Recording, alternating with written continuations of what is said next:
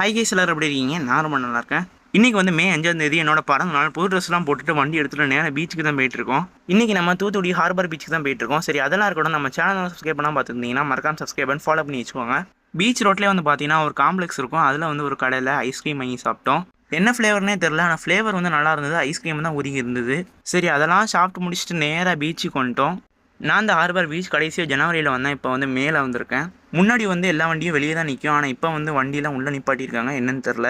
அங்கே கொஞ்ச நேரம் உட்காந்து காற்று வாங்கிட்டு இருந்தேன். அதுக்குள்ளே இருட்டிட்டு சரி கிளம்பலான்ட்டு வண்டி எடுத்துகிட்டு வெளியே வந்தால் போலீஸு ஃபைனை கட்டிட்டு நேராக வண்டி எடுத்துகிட்டு மாதா கோயிலுக்கு போயிட்டோம். அங்கே மாதா கோயிலுக்கு ஏற்றாப்புல எனக்கு பிடிச்ச பொலி கடை ஒன்று இருக்குது. அங்கே வந்து நெய் பொலி சாப்பிட்டுட்டு வண்டி எடுத்தால் என் காதில் வர குரல், வண்டியை டிமார்ட் கொடு அப்படின்னு என் தம்பி சொன்னான். சரி, ரொம்ப வெக்கையாக இருக்குது, அங்கே போய் ஏசி காத்தாச்சு வாங்கிட்டு வருவோம். நேராக வண்டி டிமார்ட் கூட்டாச்சு. வண்டியை பார்க்கிங்கில் போட்டுட்டு நேராக டிமார்ட்குள்ளே போனால் எப்பப்பா என்ன கூலிங்கு. நான் செகண்ட் டைமுக்கு வந்து டிமார்ட்டுக்கு வந்திருக்கேன். சரி, சும்மா நிற்க